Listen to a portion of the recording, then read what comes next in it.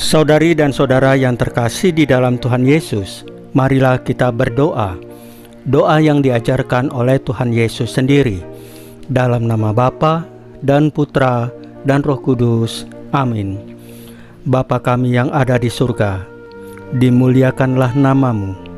Datanglah kerajaan-Mu, dan jadilah kehendak-Mu di atas bumi seperti di dalam surga. Berilah kami rejeki pada hari ini, dan ampunilah kesalahan kami, seperti kami pun mengampuni yang bersalah kepada kami. Dan janganlah masukkan kami ke dalam pencobaan, tetapi bebaskanlah kami dari yang jahat.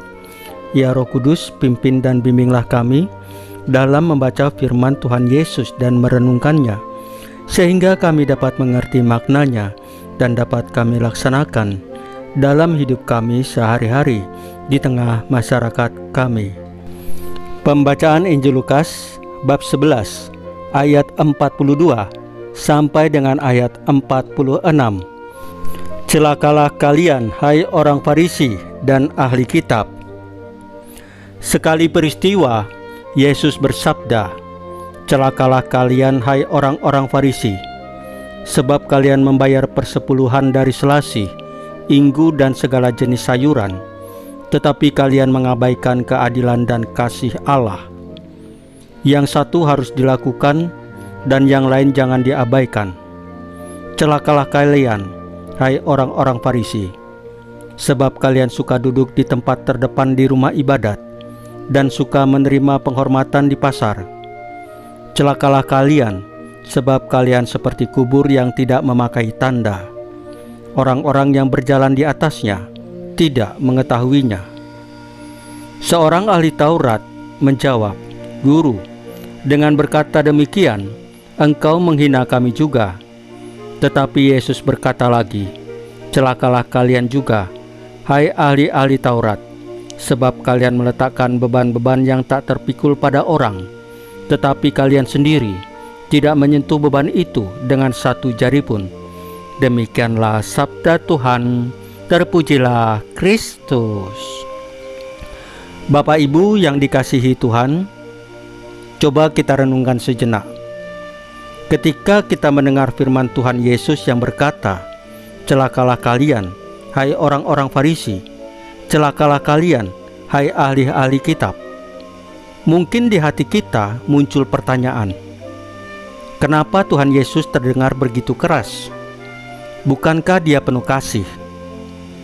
Tetapi Bapak Ibu, teguran Tuhan Yesus itu bukan keluar dari amarah, melainkan dari kasih yang dalam. Ia tidak sedang marah karena benci, tetapi menegur karena Ia tidak ingin kita tersesat. Ia ingin membuka hati manusia yang sudah tertutup oleh kesombongan, oleh kemunafikan, oleh citra rohani yang hanya tampak di luar, tapi hampa di dalam. Tuhan Yesus menegur bukan untuk menjatuhkan, melainkan untuk menyadarkan. Karena Tuhan Yesus tahu banyak orang waktu itu sibuk sekali menjaga penampilan rohani, tetapi lupa menjaga kemurnian hati di hadapan Allah. Mereka taat pada aturan, tapi lupa pada kasih. Mereka hafal hukum, tapi tidak hidup di dalamnya. Kalau kita jujur, bukankah seringkali kita juga demikian? Kita bisa rajin ke gereja, aktif dalam pelayanan, ikut ibadat atau misa setiap minggu, tapi di rumah masih mudah marah, masih sulit mengampuni, masih suka membicarakan kesalahan orang lain. Coba kita lihat sekeliling kita. Ada orang yang sangat rohani di depan umum, tetapi di balik itu menyimpan kepahitan yang tak pernah terselesaikan. Ada yang suka mengutip ayat di media sosial, tapi tidak peduli pada tetangganya yang kesulitan. Ada yang sibuk di pelayanan, tapi tidak punya waktu untuk keluarganya sendiri. Celakanya bukan pada orang lain, tetapi pada saat kita merasa diri sudah cukup baik, sudah cukup benar, hingga tidak mau lagi ditegur oleh Tuhan. Itu saat dimana kita memakai topeng kesalehan, namun kehilangan ketulusan kasih. Firman hari ini mengingatkan kita untuk kembali ke inti iman kita, yaitu kasih yang tulus, kasih yang tidak berpura-pura, kasih yang tidak sibuk menilai siapa yang salah dan siapa yang benar, tapi kasih yang berani membiarkan Tuhan Yesus mengubah hati kita dari dalam. Tuhan Yesus mau agar kita hidup bukan dengan topeng rohani, melainkan dengan hati yang murni dan penuh kasih. Kasih yang terlihat nyata dalam cara kita berbicara, dalam cara kita memperlakukan orang kecil, dalam kesediaan kita untuk memaafkan, dan dalam kerendahan hati untuk belajar setiap hari. Biarlah hidup kita tidak hanya indah di permukaan, tetapi sungguh mencerminkan Kristus di dalamnya. Bukan sekedar tahu firman, tapi menjadi firman yang hidup. Bapak Ibu yang terkasih, marilah kita berdoa. Ya Tuhan Yesus yang penuh kasih, Engkau menegur kami bukan karena benci, tetapi karena Engkau mengasihi kami dan tidak ingin kami tersesat.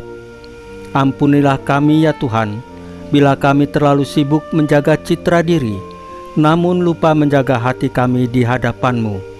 Salam Maria, penuh rahmat, Tuhan sertamu. Terpujilah Engkau di antara wanita, dan terpujilah buah tubuh-Mu Yesus.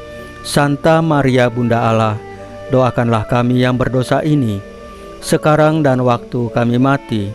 Ya Tuhan Yesus, tambahkanlah iman kami hanya kepadamu saja, karena hanya Engkaulah Tuhan dan Juru Selamat kami satu-satunya, tidak ada yang lain. Dalam nama Bapa dan Putra dan Roh Kudus. Amin. Bapak Ibu yang terkasih, bacaan firman dan renungan hari ini sudah selesai. Tuhan Yesus memberkati kita semua.